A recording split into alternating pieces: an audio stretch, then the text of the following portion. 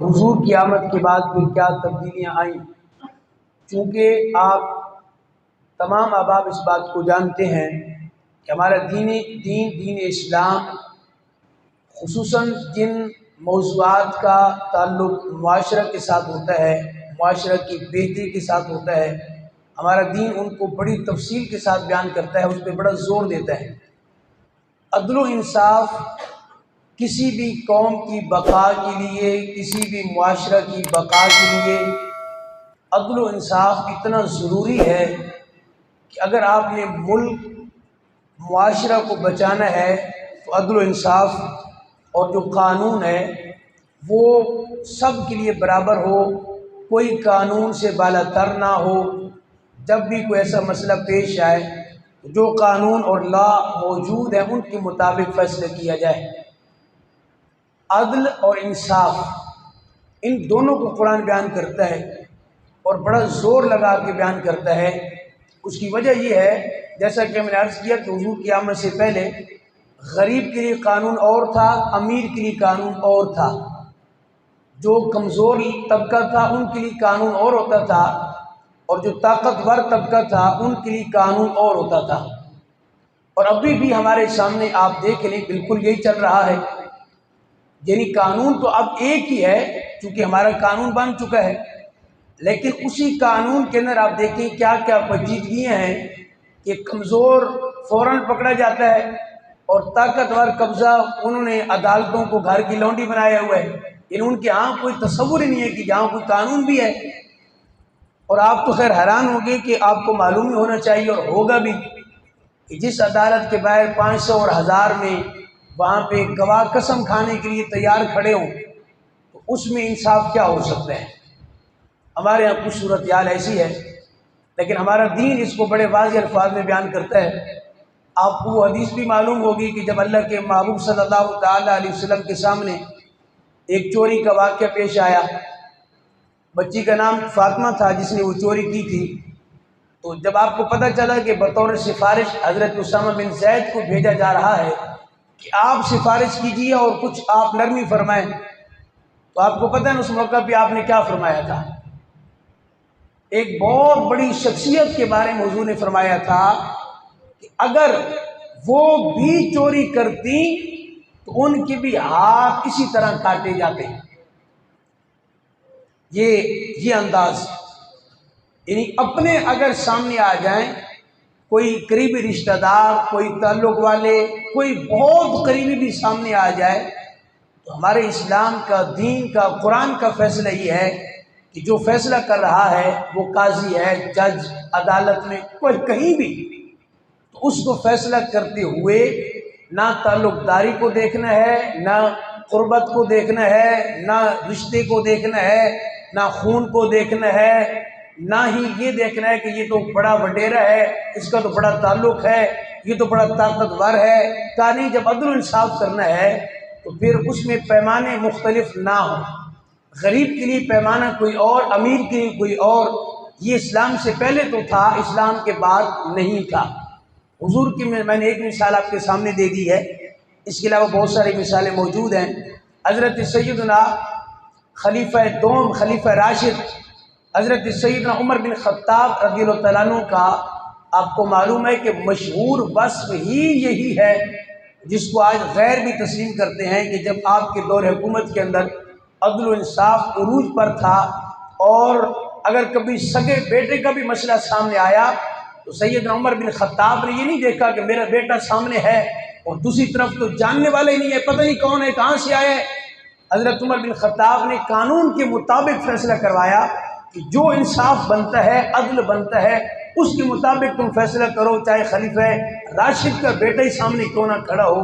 یہ ہمارا دین اسلام عدل و انصاف کو اس لحاظ سے بیان کرتا ہے کہ سگا بیٹا تمہارے سامنے کیوں نہ کھڑا ہو اور دوسری طرف ایسا بندہ کھڑا ہے جس سے تمہارا کوئی تعلق ہی نہیں ہے، کوئی جان پہچان ہی نہیں ہے۔ عدل و انصاف کا تقاضا یہ ہے کہ اگر فیصلہ اس کے حق میں جا رہا ہے تو تم فیصلہ اس کے حق میں کرو، اور چاہے تمہارا بیٹا اس کے خلاف ہی کیوں نہ کھڑا ہو۔ یہ ہمارے دین کی تعلیمات واضح طور پہ موجود ہے،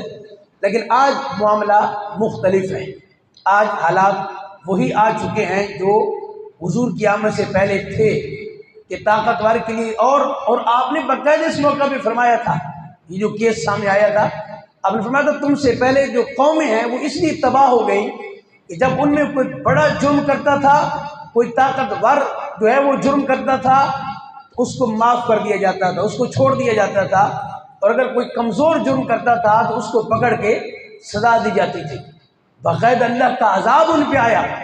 کہ تم نے پیمانے عدل و انصاف کے مختلف کیوں رکھے ہیں؟ مخلوق تو سب اللہ کی ہے،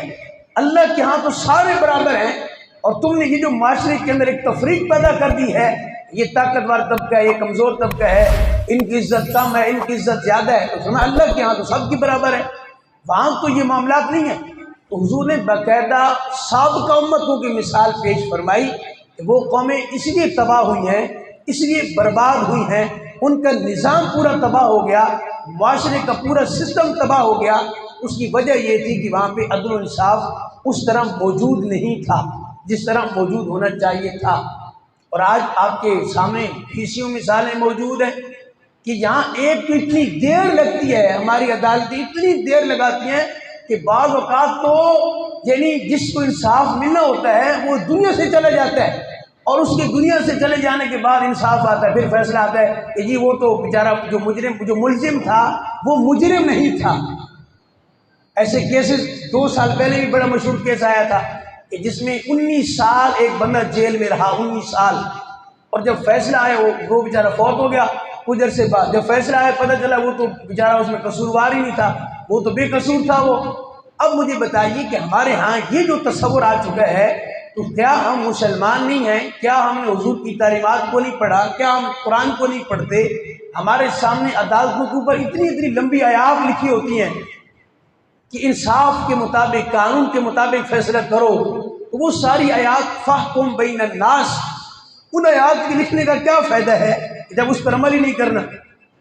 تو عدل و انصاف کسی معاشرے کی بقا کے لیے، کسی ملک کی بقا کے لیے انتہائی ضروری ہے۔ اور یہ بات بھی یاد رکھیے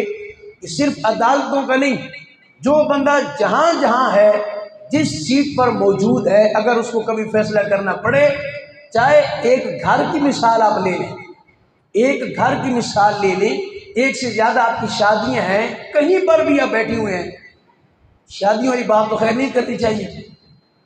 اس لیے کہ ایک سے زیادہ شادیاں آج کل ہزاروں میں سے بیچارے ایک ہی کسی کی ہوگی، وہ بھی بیچارے چھوٹی کی ہوگی کہ دوسری کو پہلی کو پتہ نہ چلے۔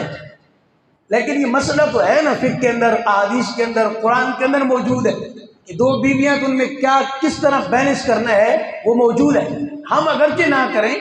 ہمارے ہاں اگرچہ وہ ہندو والا جو ہے وہ ابھی تک نظام موجود ہے، اسلام میں تو ہے نہیں ہے کہ آپ 2 3 4 شادیاں کر سکتے ہیں، ان کے اندر باقاعدہ طور پہ ایک پورا نظام قرآن دے رہا ہے۔ آپ سورہ نور اٹھا کے دیکھ لیجئے، سورہ نساء اٹھا کے دیکھ لیجئے، اس کے اندر سارا موجود ہے کہ آپ نے عدل کیسے کرنا ہے، انصاف کیسے کرنا ہے۔ اور اولاد کے سلسلہ میں حضور کی تعلیمات موجود ہیں، اس میں آپ نے انصاف کیسے کرنا ہے۔ آپ حیران ہوں گے، ایک روایت ہے جس میں یہ موجود ہے کہ اگر آپ نے ایک بیٹے کو، یہ مثال کے طور پہ آپ پیار کر رہے تھے، آپ نے بیٹے کو پیار کیا ایک مرتبہ، پھر پیار کیا، ایک اور بیٹا ساتھ کھڑا ہوا ہے، اس کو آپ نے ایک مرتبہ پیار کیا، اس کو 2 مرتبہ کیا، تو آپ نے فرمایا نہیں، اس کو بھی 2 مرتبہ پیار کرو، یہ اولاد میں عدل انصاف کرنا ہے، برابری پر رکھنا ہے ان کو،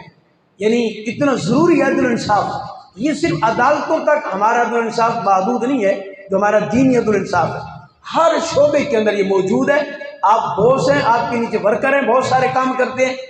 اب آپ عدل انصاف کریں گے کہ سب کو برابر کا موقع دیں، یہ نہیں کہ کوئی قریب ہے تو وہ جب چاہے چھٹی کر لے، وہ جب چاہے آ رہا ہے، جب چاہے جا رہا ہے۔ تو یہ ہم نے بھی، جیسے میں نے وہ امانت والے موضوع میں عرض کیا تھا نا کہ ہم اس کو محدود کر دیا ہے، عدل انصاف کو بھی ہم نے محدود کر دیا ہے، اور ہم نے سمجھا کہ اس کا تعلق صرف ججز کے ساتھ ہے، عدالت کے ساتھ ہے، نہیں، ہر شعبے کے ساتھ اس کا تعلق ہے۔ آپ کہیں بھی ہیں، آپ کسی سیٹ پر بیٹھے ہوئے ہیں، آپ عدل انصاف سے کام لیں۔ اب دیکھیے نا، ہمارے ہاں ایک مسئلہ پوچھا جاتا ہے کہ جی مجھے سمجھ نہیں آ رہی، میں بیوی کو حقوق دوں کہ میں والدین کو حقوق دوں؟ اب یہاں اس اسلام کا ایک باقاعدہ نظام موجود ہے کہ آپ نے عدل و انصاف کرنا ہے اور دونوں کو برابری کی سطح پر رکھنا ہے۔ یہ نہیں کہ بیوی کو وہاں لے گئے اور والدین کو نیچے لیا ہے، یا والدین کو وہاں لے گئے اور بیوی کو بالکل نیچے لیا ہے، اس کے حقوق بھی پورے نہیں کر رہے۔ یہ تمام کے تمام عدل و انصاف کے زمرے میں آتے ہیں۔ یہ اتنا موضوع وسیع موضوع ہے، اتنا تو لہٰذا عدل و انصاف کے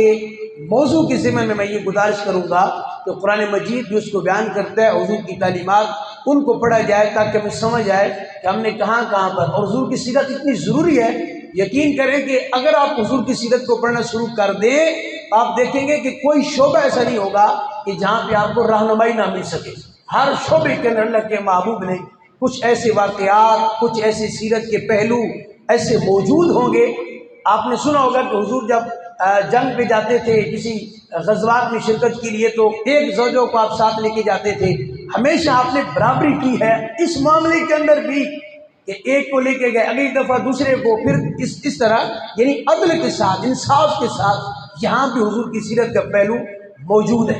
لیکن چونکہ ہمارا موضوع خاص ایک عدل انصاف کے حوالے سے تھا کہ جو ہمارے یعنی عدالتیں ہیں، ہمارے جو ادارے ہیں، ان کو خوف خدا کرنا چاہیے اور جو ہے وہ عدل انصاف کو پیش نظر رکھنا چاہیے۔ یہ نہیں کہ بڑا بندہ جرم کرے تو اس کو فوراً آپ 1 سیکنڈ سے پہلے آپ فیصلہ سنا دیں، اور غریب بیچارہ وہ 15-20 سال تک عدالتوں کے دھکے کھاتا رہے، وہ وکیلوں کو جو ہے وہ فیسیں دیتا رہے اور اس کا معاملہ حل ہی نہ ہو، اور 20 سال کے بعد جب اس کے سارے پیسہ سارا لگ جائے، وہ قرض اٹھا لے، اب اس کا فیصلہ آ رہا ہے۔ تو قرآن کے اندر، اسلام کے اندر کہیں بھی ایسا موجود نہیں ہے۔ آخری بات سنیے گا، آپ اندازہ لگائیں کہ حضرت مولا کائنات شیر خدا کے دور میں یہ واقعہ پیش آیا تھا، یہ حضرت عمر کے دور کا واقعہ تھا کہ خلیفہ کو باقاعدہ عدالت میں پیش ہونا پڑا تھا۔ یعنی جو مخالف تھا وہ باہر سے کوئی باشندہ آیا تھا اور کچھ لین دین کے معاملات ہوئے تو اس نے جا کے یعنی کیس دائر کر دیا، تو جو قاضی تھے انہوں نے بلا لیا۔ اب ایک باشندہ جو باہر کا ہے اور ایک طرف ایک باشندہ باہر کا، ایک طرف اس ملک کا یعنی اس سلطنت کا خلیفہ، لیکن قاضی نے باقاعدہ دونوں کو بلایا۔ تو خلیفہ نے یہ نہیں کہا کہ جی میں تو خلیفہ ہوں، میں کیوں جا رہا ہوں، ایک بار کا باشندہ ہے، اس کی کیا حیثیت ہے میرے سامنے۔ آپ جانتے ہیں کہ باشندہ جب وہاں پہ گیا اور خلیفہ بھی وہاں پہ پہنچے تو جو قاضی تھے وہ استقبال کے لیے بھی نہیں اٹھے کہ خلیفہ آیا۔ ان کو پتہ تھا کہ اگر میں استقبال کے لیے اٹھا تو اگلے دن میری چھٹی ہوگی۔ یہ نہیں کہ کہیں گے جی آپ نے تو کمال کر دی، واہ آپ نے سیٹ کا حق ادا کر دیا۔ ان کو پتہ تھا کہ یہاں حضور کے قانون، اللہ کے حبیب کے نافذ ہیں، اور خلفائے راشدین تک وہی نظام موجود تھا جو رب کے محبوب کے دور مبارک میں قانون، لا، یہ سارا کچھ موجود تھا۔ اس لیے حضور نے فرمایا تھا کہ میری سنت، علیکم بسنتی و سنت الخلفاء راشدین المہدیین، میری سنت بھی تم پر لازم ہے، میرے خلفاء کی سنت بھی تم پر لازم ہے۔ تو وہ خلیفہ کے لیے استقبال کے لیے بھی نہیں اٹھے کیونکہ ان کو پتہ تھا کہ یہ معاملہ ہوگا، اور فیصلہ بھی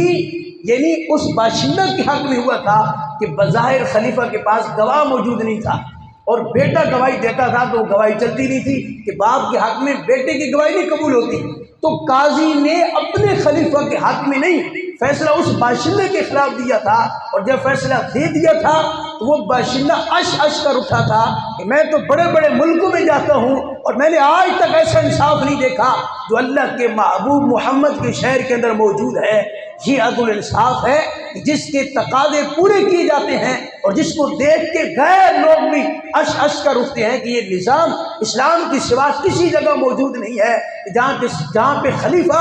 بھی اس عدالت میں آ سکتا ہے، اور اگر فیصلہ خلیفہ کے خلاف چلا جائے تو خلیفہ بھی اللہ کا شکر ادا کرتا ہے، یا اللہ تیرا شکر ہے تو نے مجھے وہ ججز، وہ قاضی عطا کیے ہیں جو ایسا فیصلہ کرتے ہیں جو صرف قرآن و سنت کے مطابق ہوتا ہے، وہ خلیفہ کو بھی نہیں دیکھتے۔ ہمارے ہاں تو آپ کو پتہ ہے اگر فیصلہ ہو تو اگلے دن قاضی نہیں ہوگا، اگلے دن جج ہی نہیں ہوگا، یا تو پتہ نہیں عدالت ہی نہیں ہوگی۔ یہاں پہ ایسا نظام ہمارے ہاں موجود ہے۔ ایک اور بات سنا دیتا ہوں، آپ کو پتہ ہے کہ حضرت عمر رضی اللہ تعالیٰ عنہ جب وہ ممبر پہ تشریف لائے تو وہ کہیں چادر آئی تھی، تقسیم ہوئی،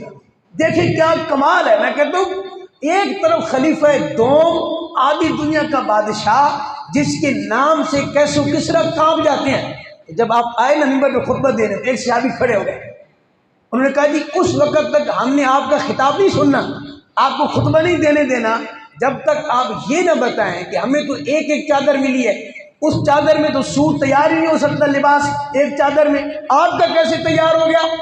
تو آپ نے فرمایا پہلے آپ نے اپنی بات بتائی تھی، یہ میرے بیٹے سے پوچھیں، ایک چادر میری ہے جو مجھے ملی ہے، ایک میرے بیٹوں کو ملی تھی، انہوں نے مجھے دے دی، میں نے ایک سوٹ بنا لیا اپنا لباس، اس وقت جو لباس تھا تو یہ میرا لباس بن گیا۔ انہوں نے کہا جی اب آپ خطبہ دے سکتے ہیں۔ اور پتہ ہے حضرت عمر نے کیا کہا تھا؟ ہمارے ہاں ہوتا تو اسی وقت اس کو نہیں، نہ اس کے خاندان کو، اس کی نسل کو مٹا دیا جاتا کہ آپ کی ہمت، آپ نے بڑے مجمع کے اندر آپ نے جو ہے وہ وزیر اعظم کو یا صدر کو یہ کہا ہے یا آرمی چیف کو کہا ہے یا چیف جسٹس کو کہا ہے،